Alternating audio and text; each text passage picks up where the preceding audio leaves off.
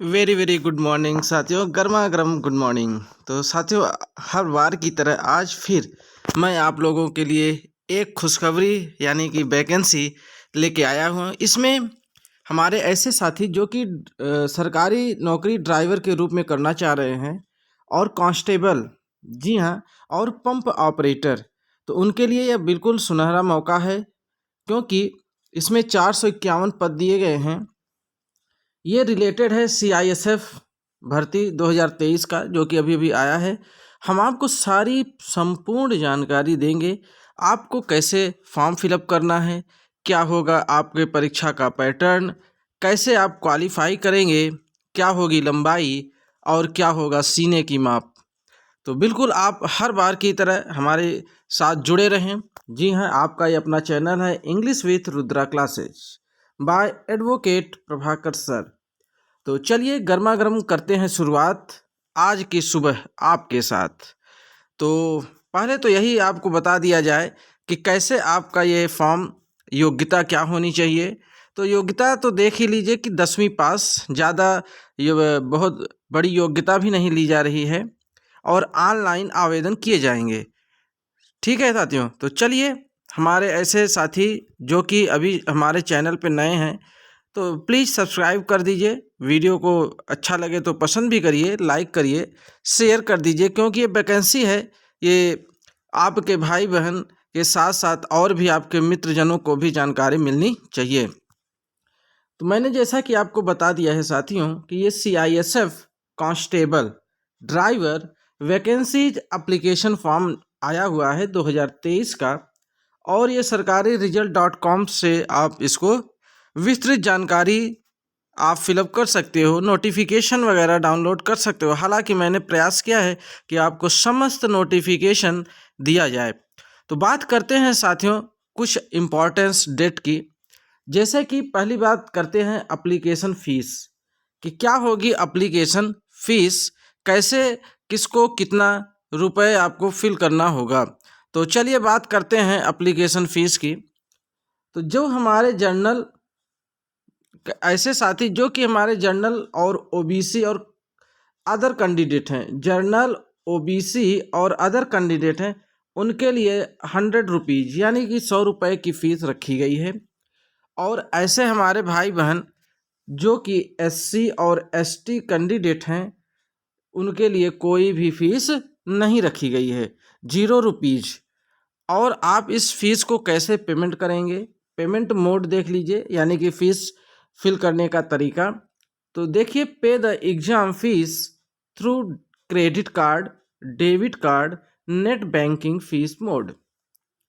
तो साथियों आजकल तो हर कोई, किसी के पास क्रेडिट कार्ड, डेबिट कार्ड, ये सारी चीज़ें तो होती हैं, नेट बैंकिंग में चला जाते हैं, और जो है पेटीएम भी चलता है, गूगल पे। तो फीस पेमेंट करने के लिए कोई दिक्कत नहीं होनी चाहिए, आप अपने मोबाइल के थ्रू भी जो है पेमेंट कर सकते हैं। और कुछ बात करते हैं आपके इम्पॉर्टेंट डेट की, जो कि बहुत ही महत्वपूर्ण होता है। काफ़ी स्टूडेंट्स हमारे जो है लेजीपन करते हैं, तो लास्ट में जब जाते हैं फॉर्म फिल करने, तो वहाँ पे पता चलता है कि सर्वर जो है वीक हो गया है, सर्वर डाउन है, फॉर्म नहीं फिल कर पा रहे हैं। तो मैं as a teacher, as a mentor, आप लोगों को यही सलाह दूंगा कि प्यारे साथियों, आप सभी लोग जल्द से जल्द इसको फिल करिएगा। लास्ट डेट के चक्कर में मत पड़िए, क्योंकि लास्ट में क्या होता है कि सभी लोग जब पहुंच जाते हैं तो सर्वर वीक हो ही जाता है। तो ये समस्याओं से बचने के लिए आप इसको पहले ही फिल कर दिया करिए। तो अप्लाई स्टार्ट ऑन, कब से आप फॉर्म डाल सकते हो, तो ये जैसा कि आप देख रहे हैं 23 जनवरी से स्टार्ट हो चुका है फॉर्म, और 23 जनवरी से आप फॉर्म फिल कर रहे हैं। और लास्ट डेट की अगर बात किया जाए, तो लास्ट डेट इसका है 22 फरवरी 2023 11 PM।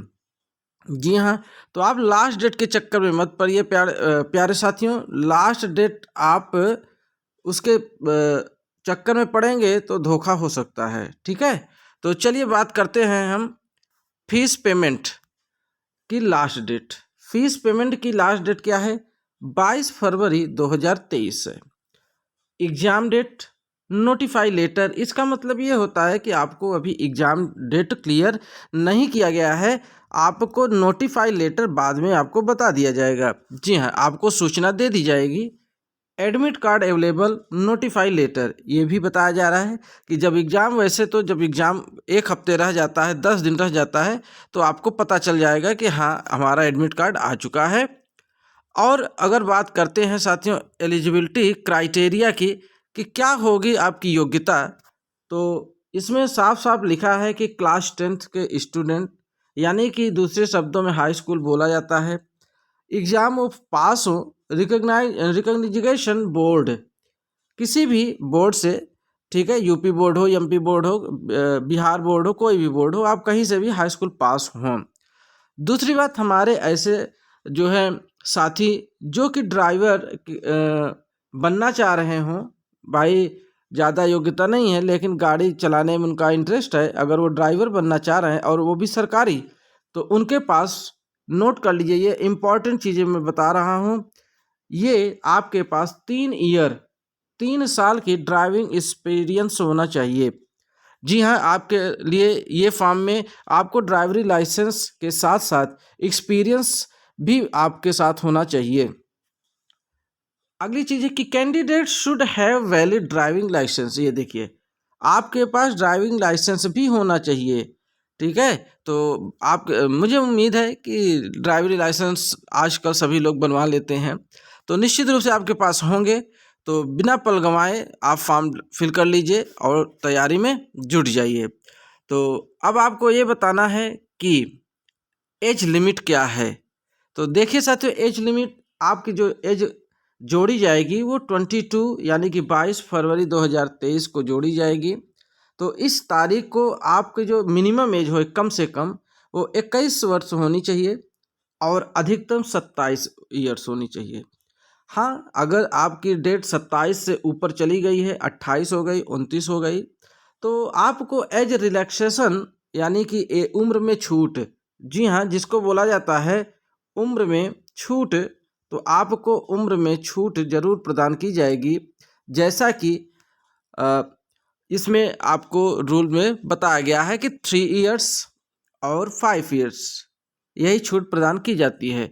तो निश्चित रूप से आपको अगर ऐसा लग रहा है कि आपकी उम्र अधिक हो गई है तो आपको छूट भी मिलेगा, तो इसके टेंशन लेने की ज़रूरत नहीं है।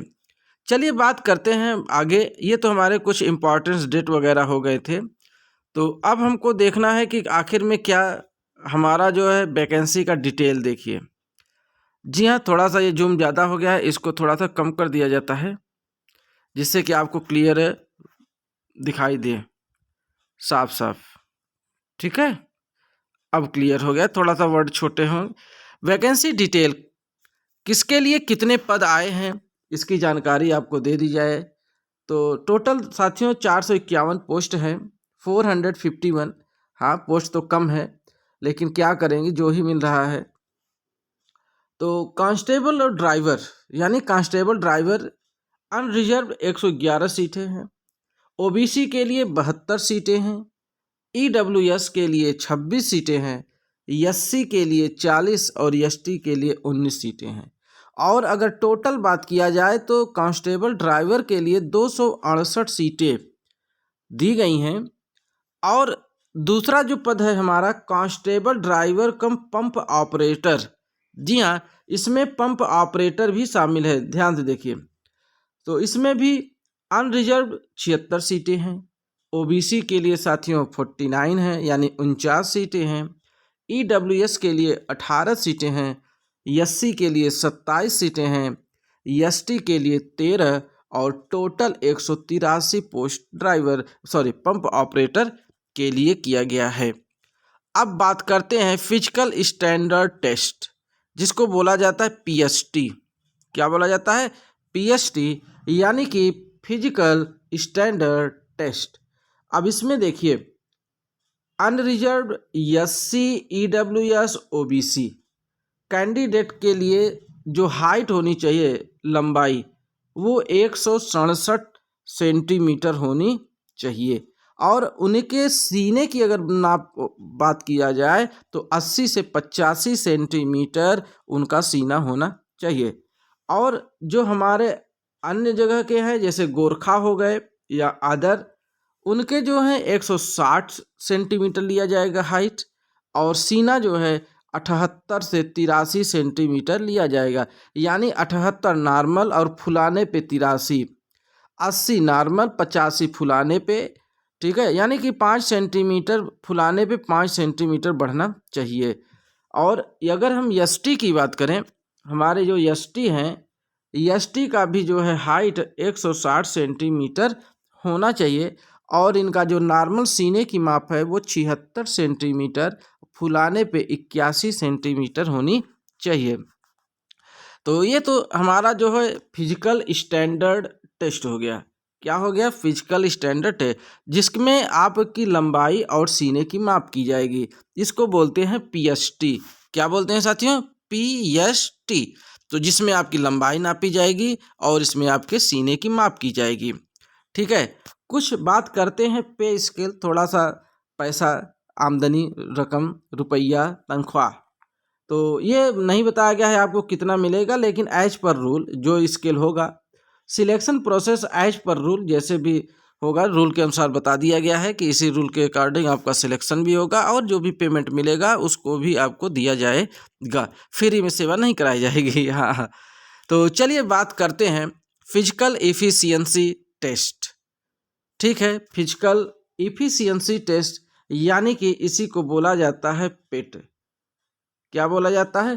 पेट, ठीक है। अब ये पेट वो पेट नहीं है, ना तो वो पेट है जिसमें आप सुबह से लेकर शाम तक खाना पीना, चाउमीन, बर्गर, चाय, पोहा, है ना, जलेबी, कटलेट सब डालते हैं, पैक करते हैं, वो पेट नहीं है। ये पेट है, और वो भी पेट नहीं है जो लेखपाल की परीक्षा या अन्य परीक्षाओं के लिए ज़रूरी है। ये तो साथियों आप लोगों के लिए ये पेट है, और वो है फिजिकल एफिशिएंसी टेस्ट। जी हाँ, इसमें आपके लिए क्या किया जाएगा? दौड़ वगैरह इसी में शामिल किया जाएगा। वो तो पीएचटी था, फिजिकल स्टैंडर्ड टेस्ट। कंफ्यूज मत होइएगा साथियों, उसमें केवल आपके बॉडी की नाप की जाएगी, और ये है फिजिकल एफिशिएंसी टेस्ट। इसमें आपको दौड़ा दिया जाएगा, दौड़ते रहो दौड़ते रहो। चलिए दौड़ा जाए, कितना दौड़ाएंगे दोस्तों? सीआईएसएफ कांस्टेबल के सिलेक्शन प्रोसेस में सबसे पहले छात्रों का पेट लिया जाता है। जी हाँ, पेट निकाल नहीं दिया जाएगा, ये पेट परीक्षा है, इसको लिया जाता है, जिसके अंतर्गत उम्मीदवारों को पहले शारीरिक दक्षता परीक्षा देनी होगी। जी हाँ, जैसे कि जिसमें आपका शामिल है, उन्हें 24 मिनट में, ध्यान से देखिए, 24 मिनट में 5 किलोमीटर की दौड़ पूरी करनी होगी। बाद में शारीरिक मानक परीक्षण आयोजित किया जाएगा। तो साथियों आपको यहाँ पे पता चल गया कि जो पेट की एग्ज़ाम होगी उसमें 24 मिनट में 5 किलोमीटर की दौड़ आपका शामिल है। जी हाँ, शारीरिक दक्षता परीक्षा में। तो ऐसे आप प्रयास ये करिएगा कि इसमें 24 दिया है तो आप इसको 20 ही मिनट में कंप्लीट करिए 5 किलोमीटर। जब आप इसमें 20 मिनट में जब कंप्लीट करेंगे तब वहाँ पे आप फाइट कर पाएंगे, ठीक है। चलिए आगे बढ़ते हैं, हम अपना नोट देखिए क्या है भाई, 2000 वाली नोट है क्या? जो छात्र इसमें पास होगा, अर्थात इस दौड़ में, सिर्फ उन्हीं को अगले चरण के लिए बुलाया जाता है। जो छात्र इसे पास नहीं कर पाता उन्हें बाहर कर दिया जाता है, ठीक है। तो जैसा कि आप देखिए, पहली परीक्षा आपने दिया क्या? पीएसटी। क्या दिया? पीएसटी, फिजिकल स्टैंडर्ड टेस्ट, जिसमें आपके लंबाई यानी लेंथ, हाइट आपकी, सॉरी, आपकी हाइट नापी गई, और आपका जो है चेस्ट नापा गया, पहली हो गई। नंबर 2, आपको दौड़ यानी कि रनिंग कराया गया, रेस। आपका रन हुआ कितने मिनट में? 24 था, हाँ सॉरी, 24, 24 या 25, ऐसे ध्यान से उतर गया, में आपको दौड़ पूरा करना है। तो ये दोनों चीज़ें जिस स्टूडेंट ने पास कर लिया तब उसको अगले परीक्षा में बुलाया जाएगा, अन्यथा वो वहीं से कट, ठीक है। अब बात करते हैं फिजिकल स्टैंडर्ड टेस्ट में सीआईएसएफ कांस्टेबल ट्रेड्समैन पद के लिए शारीरिक मानकों में अनुसूचित जाति और अनुसूचित जनजाति, देखिए अनुसूचित जाति का मतलब होता है एससी और अनुसूचित जनजाति का मतलब होता है एसटी, सहित विभिन्न श्रेणियों के छाती और ऊंचाई यानी वही चेस्ट और हाइट शामिल हैं, जो कि मैंने अभी आपको समझा भी दिया है। हाँ, इस तालिका में जो कि ऐसे स्टूडेंट जो असम से रिलेटेड हों, हिमाचल प्रदेश से बिलोंग करते हों, कश्मीर जैसे कई स्थानों से संबंधित आवेदकों के साथ साथ उन शर्तों के बारे में भी बताती है जिन्हें अनारक्षित श्रेणियों और अन्य जनजातियों द्वारा भी पूरा करने की आवश्यकता होती है। अर्थात अगर वो अन्य जगहों से बिलोंग करते हैं तो उनके लिए भी रूल है। ठीक है। सामान्य वर्ग के लिए उम्मीदवारों की ऊंचाई 170 सेंटीमीटर और जो चेस्ट होगा 80 से 85 अर्थात 5 सेंटीमीटर विस्तार यानी फुलाने पे। जैसे कि मान लीजिए आपकी इस समय वर्तमान जो छाती है यानी कि 80 होनी चाहिए, लेकिन जब आप इसको फुला दीजिए, जी हाँ छाती फुला ही दो, जब फुला देंगे तो वो हो जानी चाहिए आपकी 85 और यहाँ पे होनी चाहिए 80। ठीक है, तो फुलाने पे 85 यानी 5 सेंटीमीटर का गोलगप्पा फूलना चाहिए। ये मानक श्रेणी से श्रेणी भिन्न होते हैं। चलिए ये फिर बात आ गई गढ़वाल कुमार जो अन्य के 165 और 78 से 83 सेंटीमीटर, इसमें भी 5 सेंटीमीटर आपका फूलन पचकन है। ठीक है, चलिए और ये कहाँ के बात है, ये है मिजोरम, नागा सहित आदिवासी या आदिवासियों से संबंधित उम्मीदवार। यहाँ पे लंबाई कम कर दी गई है क्योंकि वहाँ पे ऑलरेडी लंबाई कम होती है 162.5 सेंटीमीटर। सीना 77 और 82 का मैटर है, 5 सेंटीमीटर आपको फुलाने पड़ेगा। ठीक है, चलिए आगे बात करते हैं। कुछ रिटन एग्जाम की बात होती है, ये इंपॉर्टेंट टॉपिक आ गया, खूब ध्यान से एकदम चाय चुक्कड़ छोड़ दीजिए, पहले इंपॉर्टेंट चीज नोट कर लीजिए। सीआईएसएफ कांस्टेबल परीक्षा में कुल 100 अंकों के 100 अंकों के लिए 4 खंड होते हैं, यानी कि 100 नंबर का पेपर बनेगा, पहली बात। ठीक है, और फिर कहा जा रहा है कि प्रत्येक खंड में 4 खंड होंगे, जैसे कि आपका ए, आपका बी, आपका सी, आपका डी, ये 4 खंड हो गए और प्रत्येक खंड में 25-25 नंबर के प्रश्न आएंगे, 25-25 और ये 25 और ये वाला भी 25। तो कितने खंड, 25-25, 50, 50, 25, 75, 75, 25, 100, यानी 100 क्वेश्चन और 100 नंबर।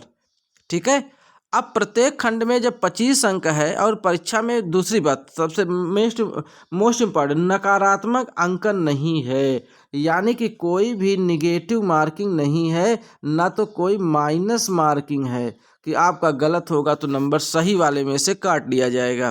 तो इसलिए घबराइए मत, 100 में 100 करके आइए, लेकिन पहले आपकी दौड़, आपका वो सीना और आपका लंबाई, ये सब में जब पास हो जाएंगे तब आप रिटन एग्जाम में आ पाएंगे। तो बात करते हैं हम अपने पहले टॉपिक की। पहले खंड में हमारा जो पहला खंड है जनरल इंटेलिजेंस एंड रीजनिंग का है। ये देखिए जीके, जो कि अभी आप लोग एमटीएस में भी देख रहे होंगे सिलेबस, उसमें भी जीके प्लस रीजनिंग, ये उसमें भी था और इसमें भी है। 25 नंबर का क्वेश्चन रहेगा और 25 प्रश्न रहेंगे। ठीक है, ये हमारे पहले खंड की बात हो गई। फिर हमारा दूसरा खंड क्या कह रहा है, दूसरा खंड कह रहा है कि सामान्य ज्ञान और जागरूकता। ठीक है, करंट अफेयर्स वगैरह भी इसी में शामिल रहेंगे। ये भी 25 नंबर का क्वेश्चन रहेगा और क्वेश्चन की संख्या रहेगी 25।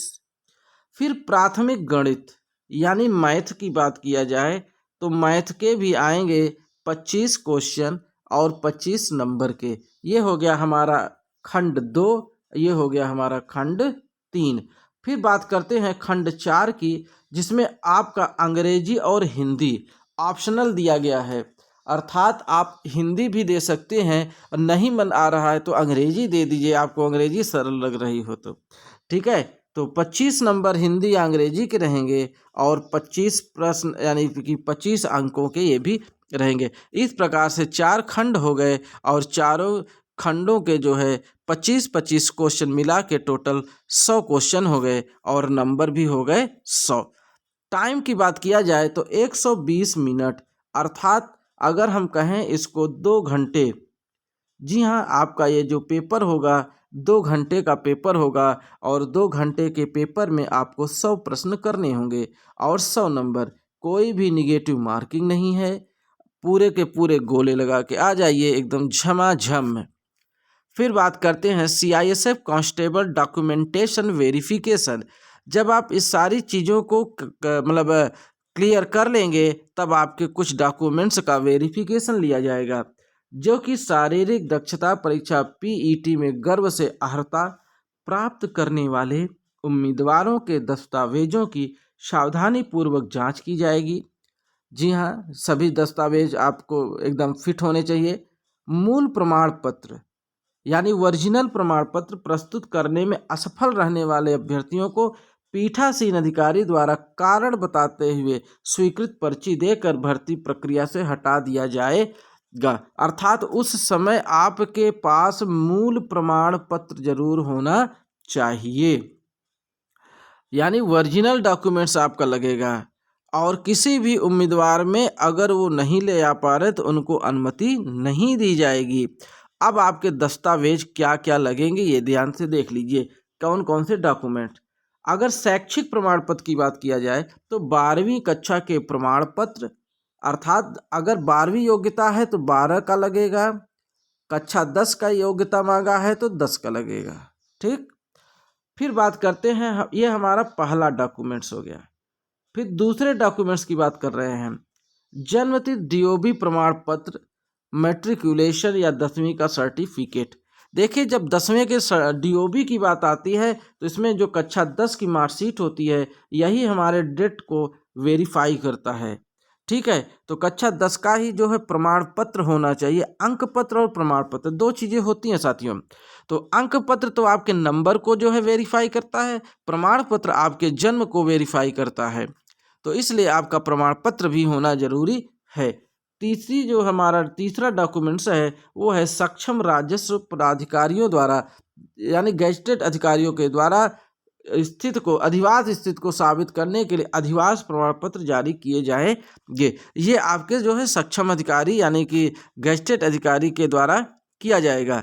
फिर बात करते हैं SC, ST, OBC और EWS प्रमाण पत्र यानी कास्ट सर्टिफिकेट। जी हाँ, कास्ट सर्टिफिकेट की बात किया जाए, जाति प्रमाण पत्र एक निश्चित निर्धारित तरीके से होना चाहिए, जैसा कि CISF कांस्टेबल 2022 आधिकारिक अधिसूचना में दिया गया है, अन्यथा इसे स्वीकार नहीं किया जाएगा। यानी कि आपका कास्ट सर्टिफिकेट करंट का होना चाहिए, न कि बहुत ही पुराना 8-10 साल पहले वाला। ठीक है, बिल्कुल एकदम करंट का 2-4 साल का चल जाएगा। तो चलिए साथियों, यहीं से हमारी पूरी संपूर्ण जानकारी आपको मैंने जो देने का जिम्मा उठाया था वो लगातार मैं आपको दे रहा हूं, और आपके प्यार भरे मैसेजेस और आपके भाई लाइक ये हमको बराबर मिल रहे हैं। साथियों, बिल्कुल हमें प्रसन्नता होती है जब आप हमारे वीडियो को देखते हैं, पसंद भी करते हैं और लोगों को शेयर भी करते हैं, तो मुझे लगता है कि हमारी मेहनत सफल हो रही है। जो मैंने यह बीड़ा उठाया है कि आप लोगों को इस तरह के समाचार और इस तरह के जो है क्लासेज आपको बराबर देता रहा हूँ, और वो भी फ्री ऑफ कास्ट। जी हाँ साथियों, फ्री ऑफ कास्ट, एक भी पैसा नहीं आपका ले रहा हूँ, ना तो लग रहा है। तो बड़ी तसल्ली होती है जब आपके व्यूज़ बढ़ते हैं, आप देखते हैं, पसंद करते हैं, लाइक करते हैं, कमेंट करते हैं, बड़ा अच्छा लगता है साथियों। तो बस अपना प्यार, अपना सहयोग इसी तरह से अपने चैनल के साथ बनाए रहिए और अपने चैनल को बहुत आगे तक ले जाइए। बस यही उम्मीद के साथ साथियों, मैं आज की क्लास को समाप्त करता हूँ और अगले नेक्स्ट क्लास में पुनः मुलाकात होगी, बिल्कुल हाँ, गर्मा गर्म चाय पकौड़ी वाले गुड मॉर्निंग के साथ। तो साथियों, आज के लिए बस इतना ही। चलिए नेक्स्ट वीडियो में मुलाकात होगी, तो इसी के साथ जोर से बोलिए जय हिंद, जय भारत।